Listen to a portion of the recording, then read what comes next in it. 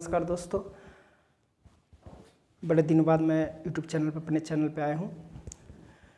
तो आज हम अपने जो इसके पहले हम लोग पढ़ रहे थे अपने मूल सब्जेक्ट से छोड़ करके थोड़ा सा अंतर्राष्ट्रीय चीज़ों को हम लेकर के आए हैं। G20 क्या है? ये काफ़ी दिनों से चर्चा में है। ये एक कौन सा संगठन है? इसे हम बोलते हैं समूह 20, समूह 20। G20 क्यों बना? ये है क्या? इसकी पृष्ठभूमि क्या है?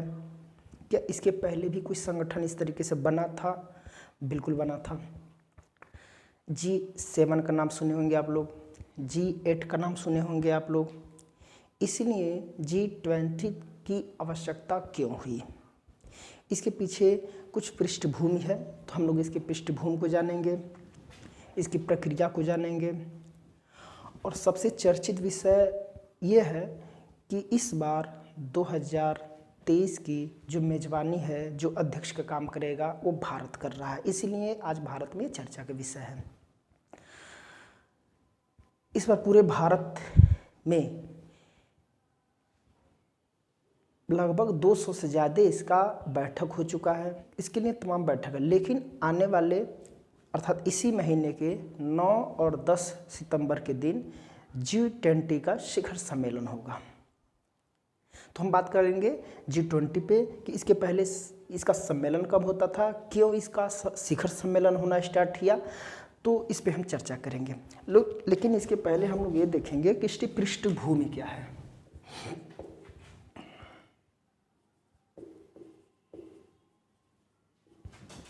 बैकग्राउंड।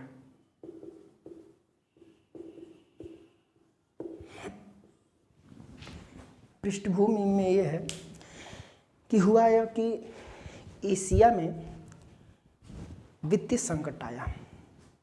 ये वित्तीय संकट क्यों आया, इसके पीछे भी एक है कि लगभग इंडोनेशिया, थाईलैंड, दक्षिण कोरिया, इंडोनेशिया, थाईलैंड और दक्षिण कोरिया, जो एशिया के पूर्वी साइड में, कुछ देश दक्षिण में, कुछ देश पूर्वी में देश हैं, दक्षिण कोरिया, थाईलैंड, इंडोनेशिया, इन्होंने क्या किया, अपनी मुद्रा का अवमूल्यन कर दिया। अवमूल्यन का मतलब ये होता है अपनी मुद्रा को गिरा देना, नीचे कर देना। क्यों? इन लोगों को लगा हम अपनी मुद्रा गिराएंगे तो विदेशी निवेश होगा।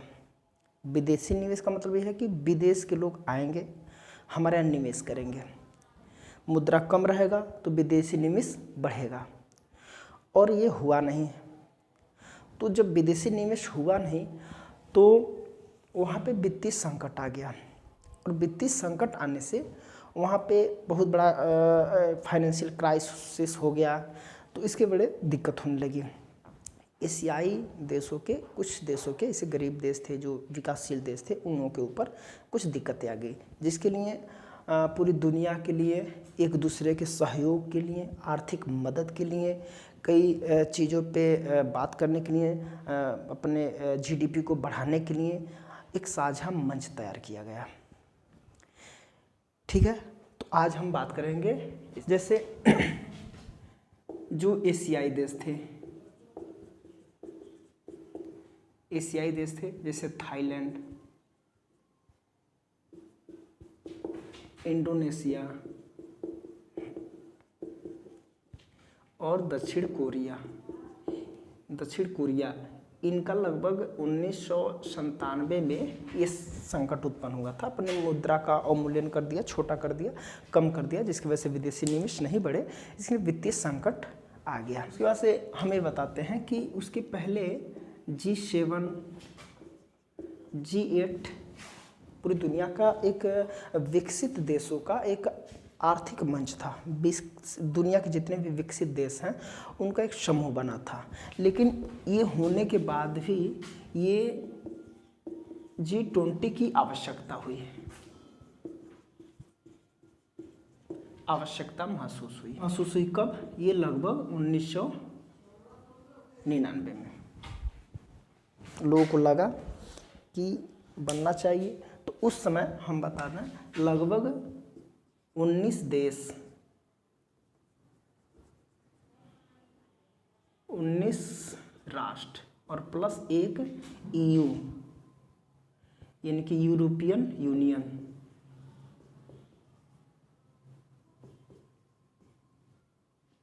यूरोपियन यूनियन एक संघ है एशिया यूरोप का। इतने लोग मिल करके एक G20 का निर्माण किया और लगभग इसका शिखर सम्मेलन की जो शुरुआत हुई थी ये 2008 में हुई, ये ध्यान रहे। तो इसका मतलब इसकी स्थापना, इसका निर्माण 1999 में किया गया। तो ये इतने सालों तक क्या होता था बता दें। 2008 के पहले 2099 से बीच में हर साल सिर्फ सम्मेलन होता था। उस सम्मेलन में जो हर एक राष्ट्र के जितने G20 में सम्मिलित थे, G20 में जितने देश सम्मिलित थे, उस देश के जितने वित्त मंत्री थे और केंद्रीय बैंक के गवर्नर, ध्यान रहे, हर देश के वित्त मंत्री और केंद्रीय बैंक के गवर्नर, जैसे हर देश में कोई ना कोई एक सेंट्रल लेवल पे बैंक होता है, तो उन बैंकों के जो गवर्नर होते थे यही मात्र इसमें सम्मिलित होते थे। शिखर सम्मेलन में हुआ कि इसके मंच को और अच्छे तरीके से किया जाए। तो जब हर एक देश के यानी कि यह जब होता सिर्फ ये सम्मिलित होते थे तो उसे बोला जाता था सम्मेलन। लेकिन जब हर देश के राष्ट्राध्यक्ष और इनके द्वारा नामित कोई प्रतिनिधि जब इसमें सम्मिलित होने लगे, तो यानी कि 2008 के बाद से पहली बार 2008 में इसके हर एक देश के राष्ट्राध्यक्ष और उसके द्वारा नामित कोई प्रतिनिधि भी साथ में सम्मिलित होने लगे, तो उसे हम बोलने लगे शिखर सम्मेलन।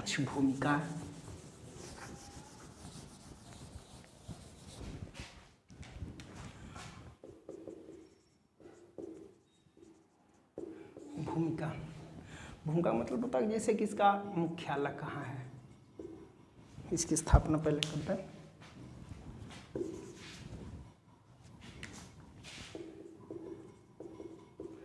स्थापना कब हुआ था तो 1999 में।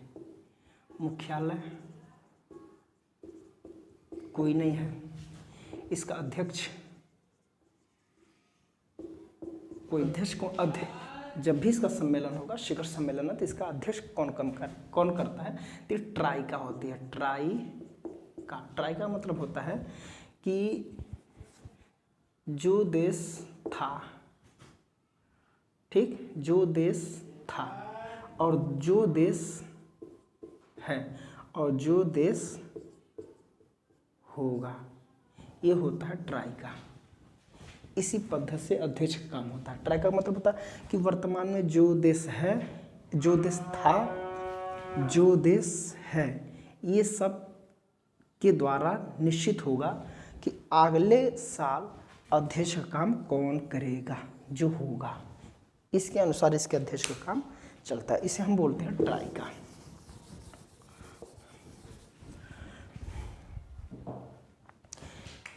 अब इसके उद्देश्य क्या है? मध्यम आय, जितने मध्यम आय वाले देश हैं, पूरी दुनिया के जितने भी मध्यम आय वाले देश हैं, उन सारे देशों को सम्मिलित किया गया। क्या?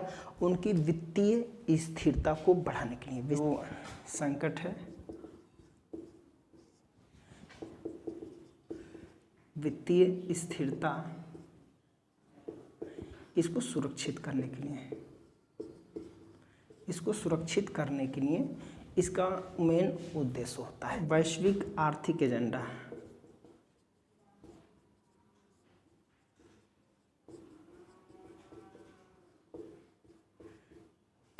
वैश्विक आर्थिक एजेंडा यानी कि इसका मतलब होता है कि जिस समय शिखर सम्मेलन होता है, उस सम्मेलन यानी कि जिसको मेजबानी दी जाएगी कि जिस वर्तमान में भारत में शिखर सम्मेलन होने वाला है आने वाले 9 और 10 सितंबर को। तो इसे भारत इसके लिए पहले से ही लगभग 60, भारत ने क्या किया, 60 देश 60 नगरों में, 60 शहरों में इसके अलग अलग सम्मेलन किया गया। अपने देश के प्रतिनिधि, अपने देश के कुछ न कुछ कोई न कोई आर्थिक चीज़ पे जो मंत्री होते हैं तमाम लोगों को लेकर के बैठ के किया है। करने के बाद से एक एजेंडा बनाया है, अपना खुद का एक एजेंडा बनाएगा। वह एजेंडा पूरी दुनिया पे लागू होगा। पूरी दुनिया का मतलब ये पूरे 20 देश हैं, उन पे सभी पे लागू होगा। तो हर साल एक एजेंडा बनता है, एक रेगुलेशन बनता है कि आने वाले समय में इस पूरे साल हम लोग क्या क्या एक दूसरे को सहयोग करेंगे, अपनी वित्तीय स्थिरता को कैसे सुरक्षित रखेंगे।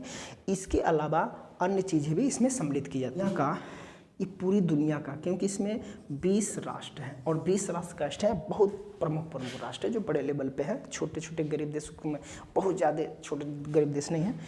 तो ये लगभग दो तिहाई आबादी को कवर करता है। ये पूरा G20 लगभग इतने आबादी को कवर करता है। वैश्विक GDP का लगभग 85% ये कवर करता है और वैश्विक व्यापार का लगभग 75% ये कवर करता है। यानी कि पूरी दुनिया में लगभग जितने देश हैं, सारे देशों को अगर GDP को मिला लिया, लगभग 85% GDP को ये कवर करता है। और पूरी दुनिया में जितने भी व्यापार वगैरह होते हैं, इन सारे व्यापारों में लगभग 75% ये कवर करता है। अब हम लोग देखेंगे इसके सदस्य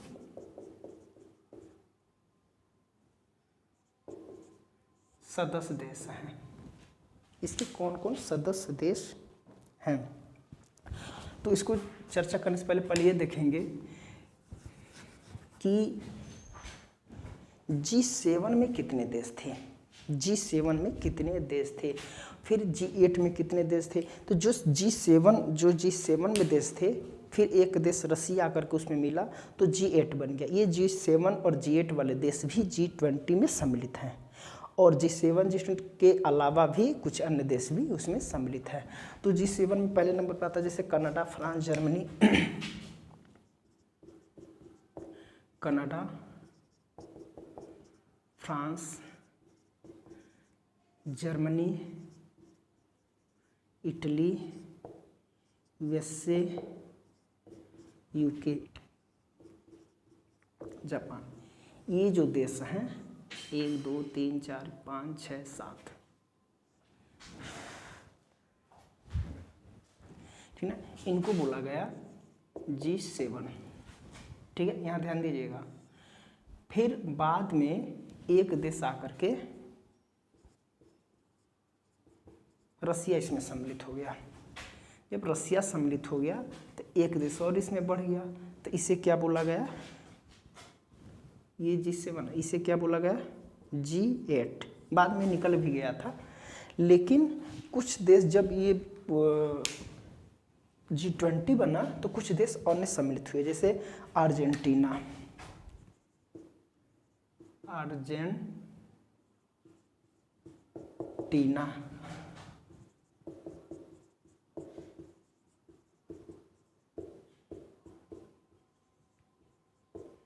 ब्राज़ील, चीन, भारत, इंडोनेशिया, मैक्सिको,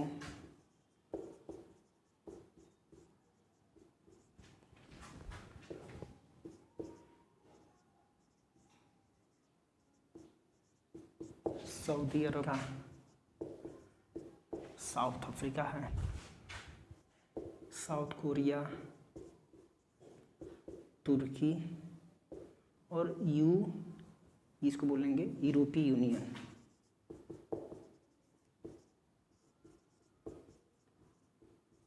जब ये सारे के सारे देश मिले इसमें, तब इसे क्या कहा गया G20।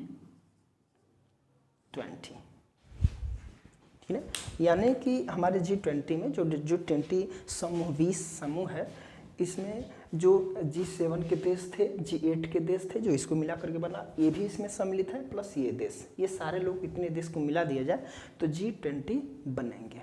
ठीक है, तो अब जोड़ लीजिए 12 ये है और 8 ये है, टोटल हमारा 20 देश होंगे। लेकिन अब इन देशों का अपना एक ग्रुप होता है,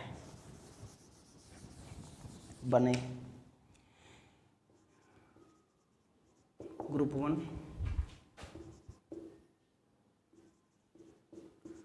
ग्रुप 2, ग्रुप 3,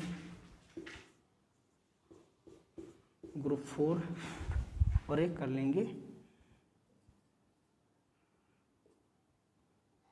ग्रुप 5। इसमें देखिए भारत किसमें आता है, सबको देशों का अलग अलग ग्रुप बनाया गया है। जितने भी 20 देश हैं, सारे देशों का एक अपना अपना ग्रुप होता है। जैसे पहले ग्रुप में, हाँ ये ध्यान रहे, हर एक देश के अंदर, हर एक ग्रुप के अंदर में लगभग 4 देश होते हैं। जैसे इसमें क्या है, ऑस्ट्रेलिया है पहले नंबर पे,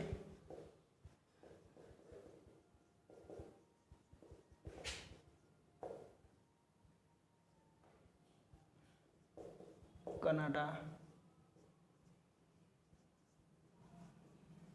सऊदी अरब और चौथा है USA। अब इसमें है पहले नंबर पे भारत, रूस,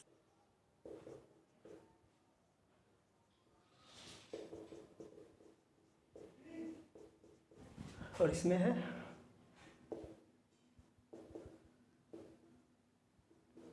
अर्जेंटीना, ब्राज़ील, मैक्सिको, और इसमें है जितने यूरोप के देश हैं लगभग, फ्रांस, जर्मनी, इटली, UK, और इसमें वो देश आ जाएंगे जैसे पूर्वी चीन,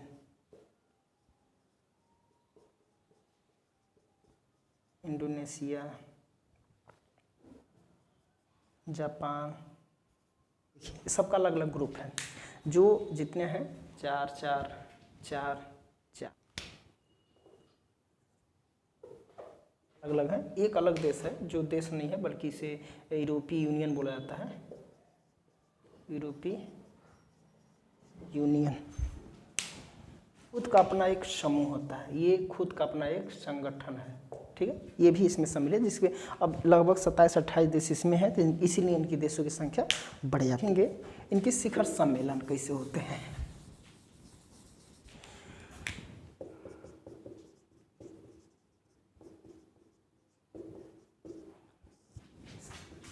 पहला शिखर सम्मेलन, जिसमें सिर्फ सम्मेलन बोलेंगे, पहला सम्मेलन 1999 में हुआ था, जब इसकी स्थापना हुई थी।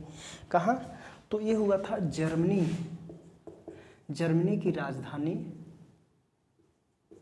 बर्लिन, जर्मनी की राजधानी बर्लिन में पहला सिर्फ सम्मेलन, इसको बता दें कि वित्त मंत्री और केंद्रीय बैंकों के गवर्नर से आया। दूसरे नंबर पे शिखर सम्मेलन, इसको कब बनाया गया, कब इसका शिखर सम्मेलन स्टार्ट हुआ था।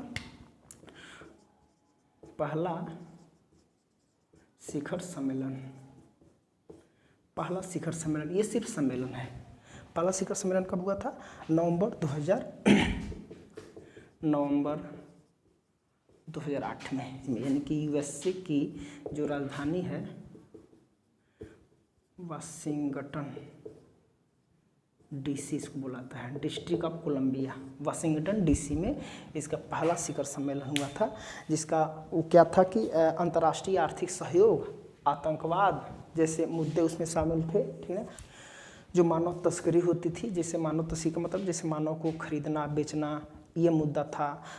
ग्लोबल वार्मिंग का मुद्दा था, जैसे तमाम एजेंडे पे इसमें इस एजेंडा बनाया गया। उसका किसकी कार्यप्रणाली क्या है, इसकी कार्यप्रणाली, ये क्या करता है,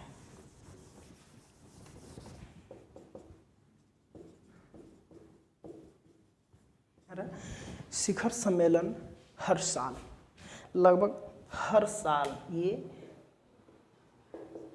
हर वर्ष इसको बोलेंगे, हर वर्ष इसका शिखर सम्मेलन होता है और हर वर्ष इसकी अध्यक्ष का काम अलग अलग देश करते हैं, जो ट्राइका के माध्यम से किया जाता है। ट्राइका के माध्यम का मतलब होगा जो देश था, जो देश है, ये तय करेगा, फिर अगला देश। G20 के समान ट्रैक होते हैं, 2 समानांतर ट्रैक होते हैं। एक ट्रैक जो पहला ट्रैक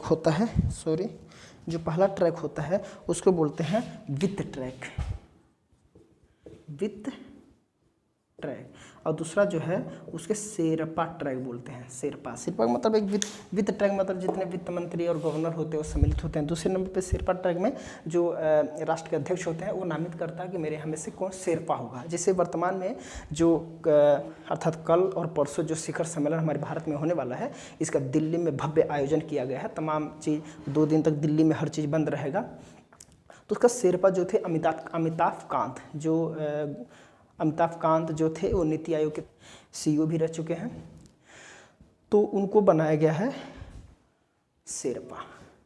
ये वर्ष के पूरे वर्ष में जो कार्यप्रणाली है उसका पर्यवेक्षण करते हैं।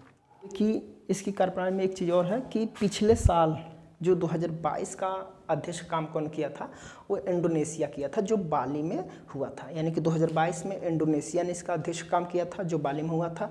वर्तमान में 2023 में ये भारत कर रहा है, जो दिल्ली में आयोजित किया जाएगा, और 2024 यानी अगले साल भारत क्या करेगा, इसे ब्राज़ील को दे देगा। ठीक है, तो ब्राज़ील में अगले साल इसका शिखर सम्मेलन होगा। अब शिखर सम्मेलन में भारत की अध्यक्षता क्या है? भारत की अध्यक्षता, ये देखिए, भारत इसका पहली बार अध्यक्ष का काम करने जा रहा है।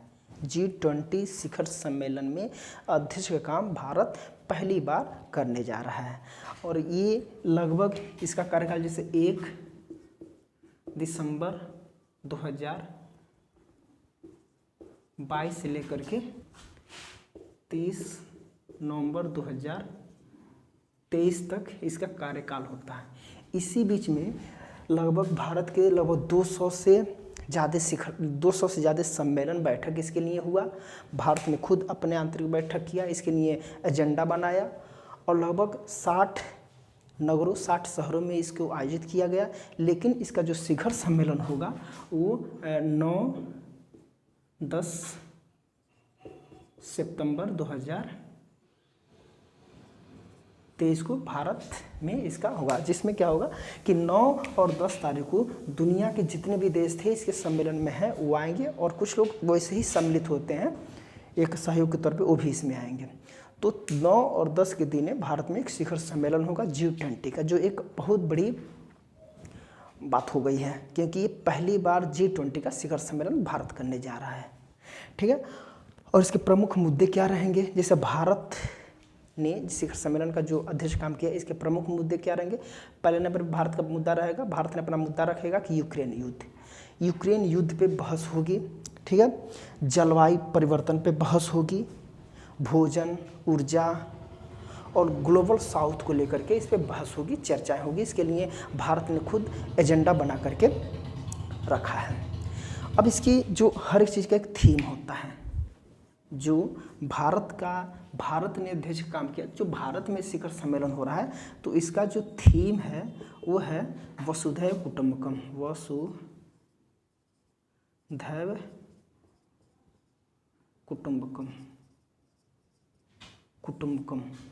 वसुधैव कुटुंबकम मतलब जैसे कि 1 अर्थ, 1 फैमिली और 1 फ्यूचर, इसको बोलते हैं 1 अर्थ, 1 फैमिली, 1